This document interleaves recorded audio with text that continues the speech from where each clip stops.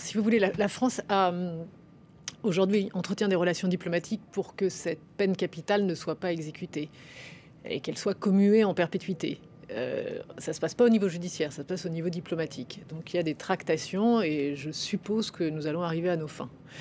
Néanmoins, je trouve la position de la France assez particulière parce qu'il y a des mandats d'arrêt qui sont décernés contre ces 6 personnes qui viennent d'être condamnées à la peine capitale.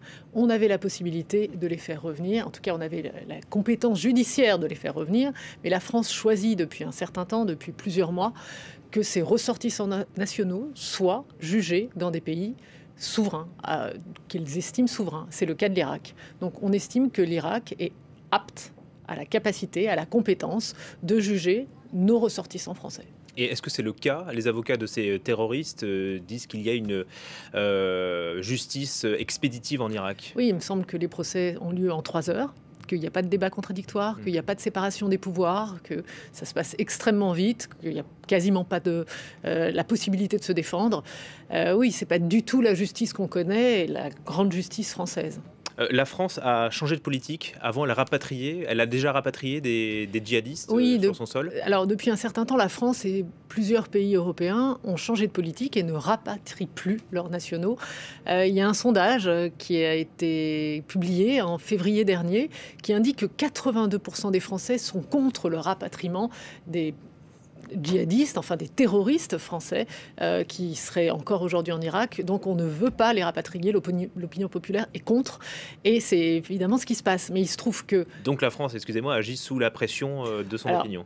Sous la pression probablement de l'opinion. C'est une posture, c'est un choix qu'elle fait, mais c'est un choix très contrarié puisqu'aujourd'hui elle estime que l'Irak a le droit de rendre justice, mais en revanche, la peine capitale qui s'applique en Irak n'est pas acceptée par la France. Donc c'est une situation un petit peu compliquée pour la France à tenir. Vous dites que ces peines de mort seront commuées en Irak, en tout cas la France on l'espère, pour cela. Oui. Ça coûte de l'argent à la France si ces peines de mort sont commuées en peine de prison à vie, on imagine, pour ces hommes. Va se poser la question financière, si vous voulez, si vous avez un certain nombre de Français, certes, jugés par la justice irakienne qui restent dans les geôles irakiennes, eh bien, la plupart sont extrêmement jeunes, ils ont 25 ans, il va y avoir 70 ans, 80 ans de détention, 90 ans, ça coûte un certain prix et donc la question financière peut se poser et l'Irak pourrait poser cette question-là à la France.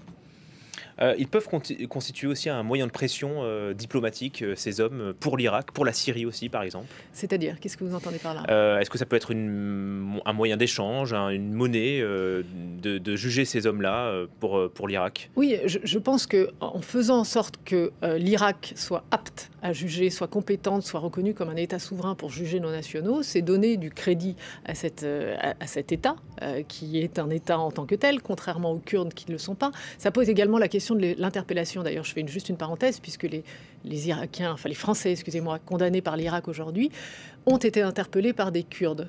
Donc, en Syrie. Oui, en Syrie. Donc il y a la question de l'interpellation qui pourrait poser extrêmement problème s'ils étaient jugés en France. Oui, et le Premier ministre irakien, pour justifier cette condamnation alors qu'ils ont été capturés en Syrie, dit que les champs de bataille étaient un. Ça, c'est légal? Alors...